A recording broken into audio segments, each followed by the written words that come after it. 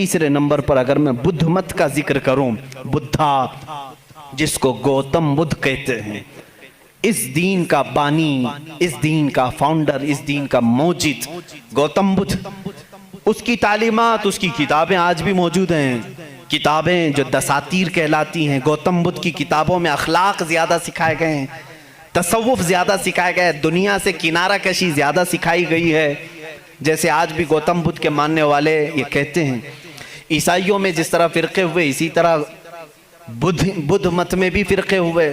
इसमें से जैसे कुछ नंगे रहने वाले, कुछ लोग कपड़े पहनने वाले, कुछ पूरी दुनिया को छोड़ने वाले, कुछ दुनिया में से थोड़ा चखने वाले, सब तरह के हुए। लेकिन गौतम बुद्ध की जो तालीमात थी वो दुनिया से किनारा कशी के लिए थी। गौतम बुद्ध दुनिया का एक बड़ा, उस ज़माने में पैरोकार जिसके रहे हों ऐसा शख्स था।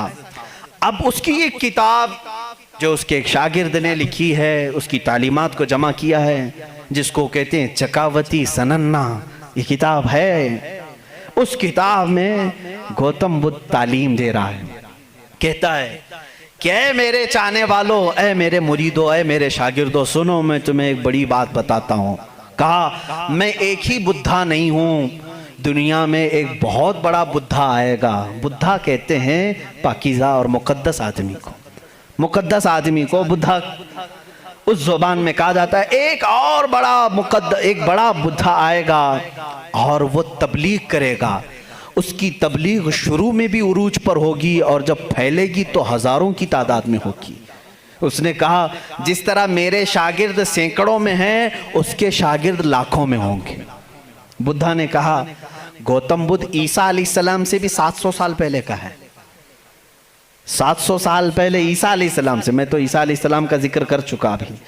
गौतम बुद्ध की तालीमात में यह है, किताब आज भी है चकावती सनन्ना जिसका मैं जिक्र कर रहा हूं, जिसमें एक लफ्ज उसने कहा कि एक शख्स आएगा जो लोगों के दिलों को बदल देगा, लोगों को बुरे अखलाक से निकालेगा, वो शराब को मना करेगा और वो लोगों की जानों को बचाएगा, वो औरतों की इज्जत करेगा और वो निहायत ही हसीन व जमील होगा। ये सब अल्फाज मौजूद हैं। उसके शागिर्दों ने पूछा, अब वो आएगा तो हम उसको कैसे पहचानें? उसने भी एक लफ्ज़ कहा, उसने कहा वो मैत्रिया होगा। ये वही अल्फाज मैं बयान कर रहा हूँ, थोड़े खुश्क हैं, इसको समझ लें आप, इसलिए कि मेरी तकरीर वो लोग भी सुनेंगे तो वो चेक करेंगे। मैत्रिया होगा। गौतम बुद्ध कहता है वो आएगा, वो उसको मैत्रिया कहेंगे, मैत्रिया कहेंगे। मैत्रिया का अब लफ्ज़ का तर्जुमा निकालना पड़ेगा कि क्या है ये, हकीकत में इसका माना क्या है। मैत्रिया का जब अरबी में ट्रांसलेट किया गया तो उसको कहा गया रहमतुल लिल आलमीन। उसको कहा जाएगा मैत्रिया। मैत्री का मतलब हुआ सारे जहानों के लिए जो रहमत होगा। मुझे बताओ मेरे अजीज़ों, सारे जहानों के लिए रहमत मेरे नबी के अलावा कौन बनकर आया?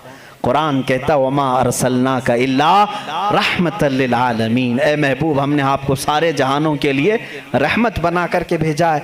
गौतम बुद्ध ने फिर जो निशानियां बताई वो हैरत की हैं, हैरत की हैं। उसका एक खादिम था अनंदा नाम से, उस खादिम को लेकर के वो हमेशा चलता था और उसकी वो बड़ी हिफाजत करता था अनंदा। और श्रीलंका की ज़मीन पर या किसी और इलाके में उसने, अनंदा ने पूछा कि तुम जिस मैत्रिया का जिक्र करते हो कि बड़ा बुद्धा आएगा, उसकी कुछ निशानियां भी तो बताओ। तो उसने कहा, गौतम बुद्ध ने, कि मुझे जहाँ तक मालूम होता है जिस तरह तू मेरा अनंदा है, इसी तरह वो मैत्रिया का भी एक खादिम होगा जो उसे कंधों पर बिठा करके एक गार तक ले जाएगा। और दूसरे कुछ अल्फाज में उसकी तशरीह बाज़ लोगों ने कहा वो हज़रत अनस रज़ियल्लाहु ताला अन्हु हैं जो हुज़ूर सल्लल्लाहु अलैहि वसल्लम के खादिम थे, हमेशा हुज़ूर के साथ रहते थे, हर जंग में हुज़ूर के साथ थे, डिफेंस के लिए रहते थे हज़रत अनस रज़ियल्लाहु ताला अन्हु। बहरहाल उसने फिर पूछा अनंदा ने गौतम बुद्ध से कि बुद्धा उसकी और कुछ निशानियां बताओ कि जब वो आएगा तो कैसा होगा। तो उसने कहा कि वो पैदा होगा तो सुबह हो रही होगी, वो पैदा हो रहा होगा, सुबह हो रही होगी, जिस सुहानी घड़ी चमका तैबा का चांद। मेरा नबी किस वक्त दुनिया में आया है? सुबह सादिक के वक्त है, जब सुबह सूरज अभी तुलू नहीं होता, जो नमाज फज्र का वक्त हो रहा होता है, उसी सुबह सादिक में मेरे आका की जलवागरी हुई है। ये उनकी किताबों से। मैं पहले अब यहाँ पर एक बात इसको वाजे कर दूं, स्पष्ट कर दूं इस चीज़ को उनकी ज़ुबान में, कि हमें हमारी नबी को पहचानने के लिए किसी दूसरे दीन की ज़रूरत नहीं। मैं अपने नबी को रहमतुल लिल आलमीन तस्लीम करता हूँ। मेरा कुरान कह रहा है बस मुझे काफ़ी है। मैं तो तुमसे कह रहा हूँ, उन लोगों से जिसको तुम मुकद्दस मानते हो, चलो हम उन्हीं को उठाकर तुम्हें बताएं।